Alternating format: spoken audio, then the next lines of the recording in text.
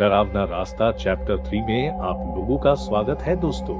अगर आपने 1 और 2 नहीं देखा है तो इस वीडियो के आई बटन में और वीडियो के एंड में आप लोगों को वीडियो मिल जाएगी, जाके जरूर देखना दोस्तों, तभी आप लोगों को चैप्टर 3 समझ में आएगी। तो चलो दोस्तों वीडियो को स्टार्ट करते हैं। फिर वो भूत अपने साथ 10 आदमी को भी हवेली में घसीट कर ले गया।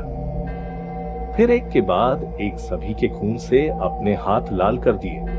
दूसरे दिन जब गांव के लोगों को यह बात पता चली तो सब स्तब्ध रह गए। लोग इतने भयभीत हो गए कि कुछ लोगों ने तो हवेली के रास्ते से दिन में भी जाना बंद कर दिया।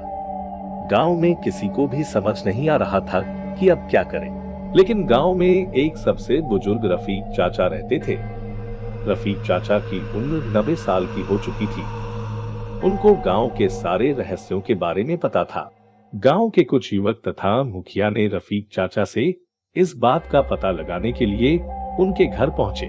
रफीक चाचा ने उन युवकों तथा मुखिया की सारी बातें सुनकर उनको कहा, मुझे इसका उपाय तो नहीं पता है, लेकिन मैं आपको इसके पीछे की कहानी बता सकता हूँ। सुनो, आज से बहुत सालों पहले डरावने रास्ते पे स्थित हवेली में एक सुखी संपन्न परिवार रहता था। परिवार में 2 बच्चे थे। उनके मम्मी पापा और उनके दादा दादी रहते थे। बच्चे सुबह में स्कूल के लिए जाते और उनके पापा सरकारी दफ्तर में काम करते थे। उनकी मम्मी स्कूल में शिक्षिका थी। बच्चों के दादा दादी घर पे रहकर बच्चों की देखभाल करते थे। सब बिल्कुल सही चल रहा था, लेकिन अचानक बच्चों के पिता की संगत कुछ ऐसे दोस्तों से हुई जिन्होंने उनके पिता को शराब, जुआ जैसी बुरी आदतों का शिकार बना दिया। फिर वो रोज शराब पी के आता और अपनी पत्नी, बच्चों और अपने माँ बाप से झगड़ा करता, उनको मारता पीटता, उनके साथ अभद्र व्यवहार करता। जुए की लत में एक बार वो 20 लाख रुपए हार गया। फिर उन्होंने अपने कुछ दोस्तों से कुछ पैसे उधार लेकर फिर जुआ खेला और फिर से हार गया। जुए में हारने की वजह से वो भारी कर्ज में डूब गया। जिनसे उन्होंने पैसे लिए थे वो लोग रोज आते थे पैसे मांगने के लिए।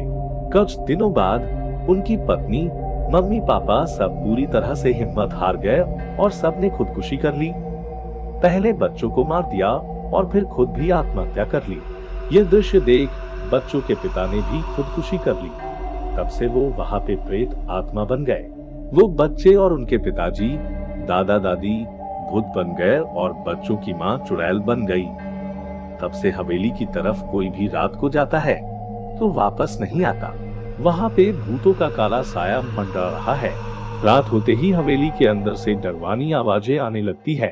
आसपास में कुत्तों तथा बिल्लियों की रोने की आवाजें आने लगती है। किसी के जोर जोर से हंसने की आवाजें भी रात को सुनाई देती है। कहते हैं कि वह बुरी शक्तियां रात को जिनको भी अपना शिकार बनाती है, उनको अपने खून से रंगती है और वो कभी जिंदा वापस नहीं आता। यह कहानी सुनकर गांव के लोग और भी ज्यादा डरने लगे। हवेली का डर अब उनकी चिंता बन गया था। सारे लोग भयभीत थे। किसी को कुछ समझ में नहीं आ रहा था कि अब क्या करे। इसी गांव में एक बार एक नवयुवक आया जिसका नाम था अखिलेश। अखिलेश हनुमान जी का भक्त था। उसको अपनी भक्ति पे पूरा विश्वास था। उसने कहा कि वह इस गांव को इस भूत प्रेत से मुक्त कराएगा। दूसरे दिन अखिलेश अकेला हनुमान चालीसा का जाप करते हुए हनुमान जी की मूर्ति को अपनी गोद में लेकर रात को हवेली पे जा पहुंचा। बिना डरे वह भगवान का नाम लेके आगे बढ़ा। भूतों को ऐसा लग रहा था जैसे कि मानो उनका एक और शिकार मरने के लिए आ रहा है। लेकिन जैसे ही भूतों और चुड़ैल का स्पर्श दैवी शक्ति से हुआ, तुरंत सारे भूत प्रेत जलकर खाक हो गए। भूतों का खात्मा होने के बाद अखिलेश ने हनुमान जी का जय जयकार किया। सारे गांव के लोगों ने जान लिया कि अखिलेश की विजय हुई। सबने शंखनाद से पूरे गांव को जगाया और उस दिन पूरे गांव में उत्सव मनाया गया। गांव के कुछ लोगों ने अखिलेश को अपनी पीठ पे उठाया और नाचते गाते हुए उनका धन्यवाद किया, जय जयकार किया। अखिलेश ने सारे गांव को कहा, यह जो कुछ भी हुआ है वह हनुमान जी की वजह से हुआ है। भूत पिशाच निकट नहीं आवे, महावीर जब नाम सुनावे। ये चमत्कार हनुमान जी की दैवी शक्ति का है। आपको धन्यवाद कहना हो तो उनको कहो और उनकी आराधना करो। मेरा वादा है आपसे, हनुमान जी की कृपा दृष्टि से कभी भी इस गांव पे कोई काला साया निवास नहीं करेगा। अगर आप किसी दूसरे भगवान को मानते हो तो उन पर भी आप पूरी श्रद्धा रखोगे तो भी आपको कोई भी बुरी शक्ति हानि नहीं पहुंचाएगी। तो दोस्तों, यह कहानी कैसी लगी कमेंट करके जरूर बताना।